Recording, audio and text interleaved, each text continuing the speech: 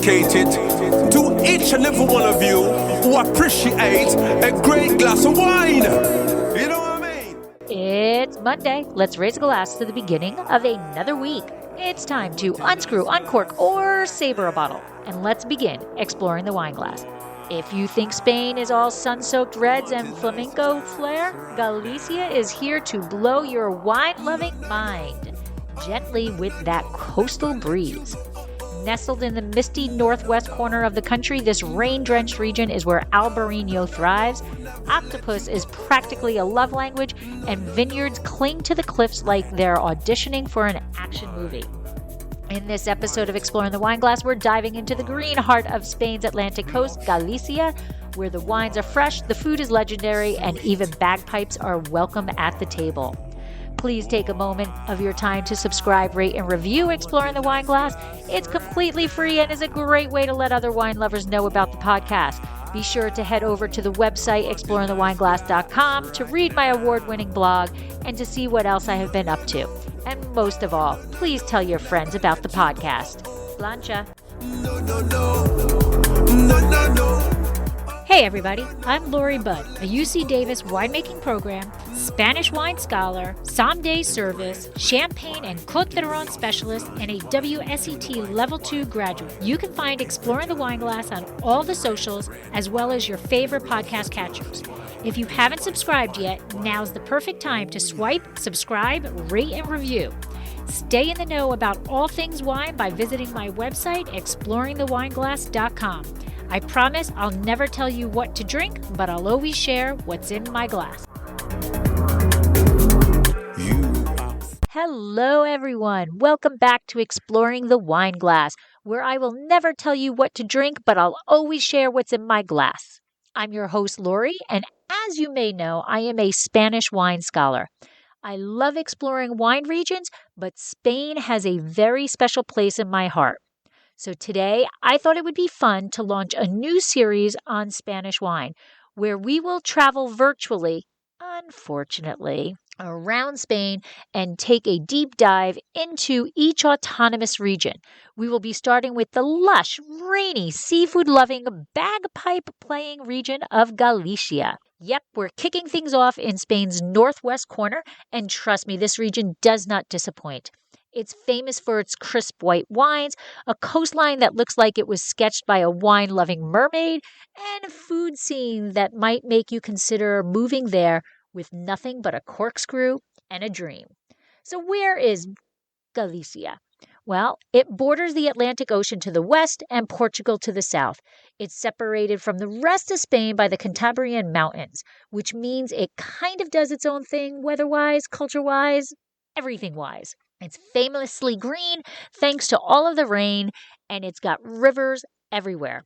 The two main ones are the Minho and the Sil, which play a major role in shaping the region's wine landscapes. In terms of climate, we're talking maritime, which means it's cool, wet, and can be a bit moody, but oh so charming. The humidity and rainfall can be challenging for growers, but those Atlantic breezes help dry things out and preserve acidity. The result? Wines from the region are going to be fresh, aromatic, and absolutely seafood ready. All right, it's time to get into the grapes. Albariño. Albariño is the rock star here, especially in Rías Baixas, and I do love me some Albariño. It brings vibrant acidity, citrus and stone fruit flavors, and often a lovely saline edge from the ocean influence. Yes, you can actually taste the salinity from the ocean, and I love it. Godello, mostly found in Valdeorras, is like Albariño's more introverted but equally talented sibling, fuller-bodied, sometimes oak-aged, and built to age. Significantly less popular, but I don't really know why, because it's a beautiful grape that makes exceptional wines. Other white grapes worth noting include Trechadora, Lorera, and Torrontés, often used in blends to increase the complexity and uplift those aromatics. On the red side, Mencia is the standout, particularly in Ribeira Sacra and Valdeorras. It brings juicy, red fruit, spice, and fresh herbal notes. You also can find lesser-known native reds like Branciello, Caño Tinto, and Solson, which add depth and character to regional blends. So we're going to get down into the 5 DOs of Galicia. These DOs, or denominations de origine, and has their own specific identity, and just each one is unique and has their special wines and history to them. We've got to start off with Rias Baixas. This is by far probably the best known DO. It is located along the southwestern coast of Galicia. This is Albariño Central. Over 90% of the wines from here are made from Albariño grape. The DO is divided into 5 subregions, with Val dos Salens being the most prestigious. Its proximity to the sea gives the wines intense minerality and freshness. Other subzones like Cantado do Te and Orosal are inland, therefore they are slightly warmer, and they're going to be producing rounder styles of Albariño with stone fruit and floral notes. Moving inland and northwest along the Minho and Sil rivers, we're going to hit Ribeira Sacra, which translates to sacred riverbank. This area is famous for its steep terraced vineyards, some on slopes that are up to like 75 degrees. Can you imagine being up there 75 degrees and trying to harvest grapes? It's mostly a red wine region dominated by Mencia. And we did a Winefabet episode on Mencia, so I'm going to link those show notes up for you. Mencia thrives on slate and granite soils. These wines are expressive, mineral-driven, and pure. And the terrain is just absolutely breathtaking. It is extremely labor-intensive viticulture and is often referred to as heroic viticulture. Valdeorras Dio is just east along the Sil River, and it is a bit warmer and drier than the coastal zones. This is kind of the spiritual home of Godello, and the producers here are proving that this grape has serious depth. It is a serious wine. Expect white wines with structure, ripe fruit, and the ability to age. Valdeorras also produces red Mencia and the rare Garnacha Tintorera, which is adding a splash of boldness to the mix. Tucked into the southeast along the Portuguese border, Monterrey is the smallest and one of the least known DOs, but don't count it out. The climate is continental, which means it's got hot summers and cold winters, and it makes it a sweet spot for both Godello and Mencia, as well as Araxo, which is just the regional name for Tempranillo. These wines tend to be fruit-forward, easy drinking, though more producers are experimenting with complexity. We're then going to backtrack a bit to the northwest of Monterrey, inland from Rias Baixas, where we're going to hit Ribeiro, one of Spain's oldest documented wine regions. This DO specializes in white blends, especially Trocheadora-based wines, often blended with Lorera, Albariño, or Godello. Ribeiro whites are fresh and lightly floral, while reds, often made from Caño and Branciello, are light and earthy. Ribeiro wines were once shipped in bulk to the UK, and it was one of the British traders' favorites. Where there's wine, there's food, so let's get down to it. Galicia's culinary scene is all about the sea. The most iconic dish is pulpo a la galega. That's Galician-style octopus. It's boiled, sliced, and sprinkled with paprika, olive oil, and coarse sea salt. I do not do octopus. Oh my gosh, I have like nightmares about the tentacles being stuck in a throat and but that is a whole different story. This octopus is tender, smoky, and practically stands up and demands that you pour it a glass of Albariño. Then there's empanada galega, a savory pie usually filled with tuna, peppers, and onions, perfect with a crisp Trocheadora blend. Seafood is king here. Razor clams, mussels, scallops, and barnacles.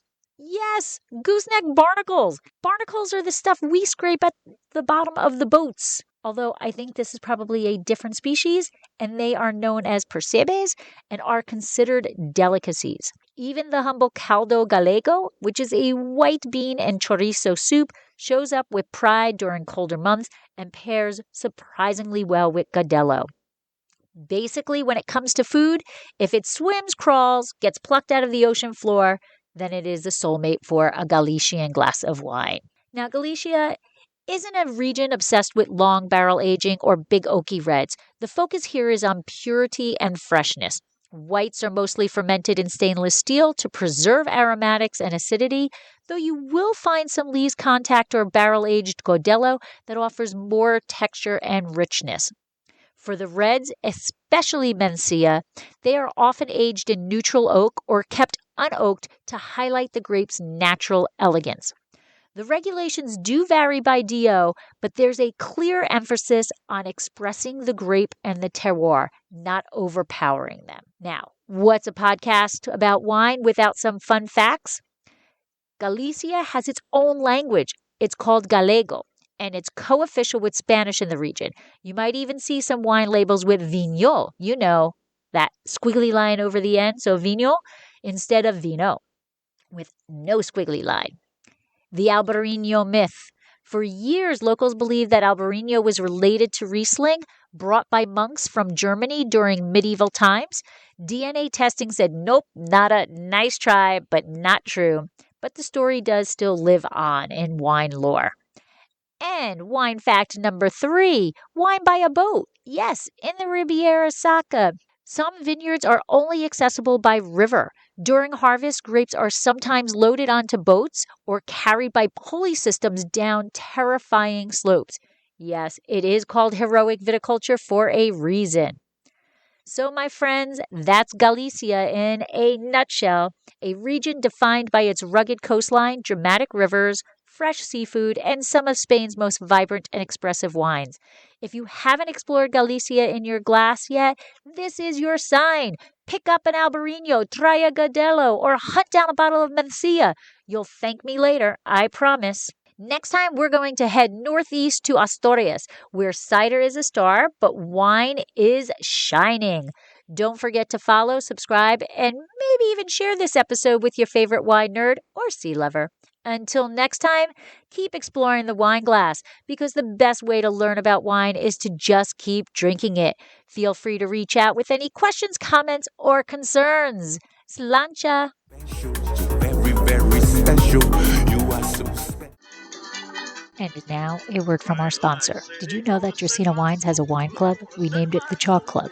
Draco is on our label, but Vegas was getting a bit jealous, so we decided he deserved to be our wine club spokesdog. In Las Vegas, betting chalk means that you are betting on all of the favorites, and we're gambling that once you taste our wines, we will become one of your favorite wineries. The club is simple, yet a bit different than most. We don't ask for a lot of commitment like others do. Choose between 3 tiers, the Sweet 16, where you will receive 3 bottles twice a year and get 15% off all orders. Sign up for the Elite 8 and get 20% off all orders and receive 4 bottles twice a year, or make it to the Final 4 and receive 6 bottles twice a year, as well as receiving 25% off purchases. All tiers receive discounted shipping, are customizable, and are eligible for unlimited referral bonuses. Add $15 to the bank for each person you refer.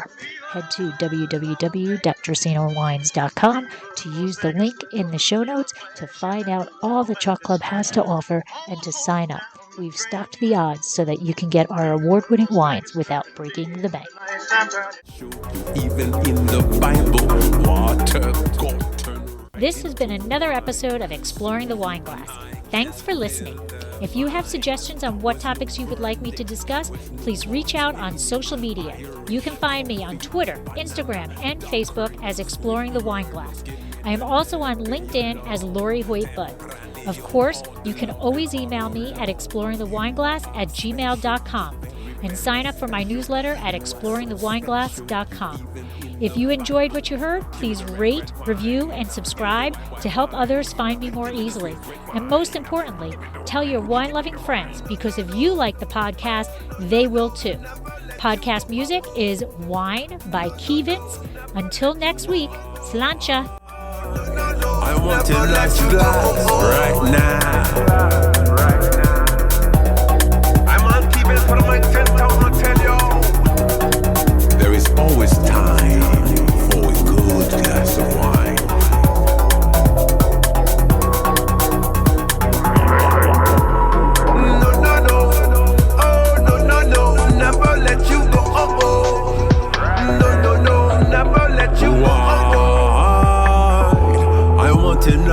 glass right now.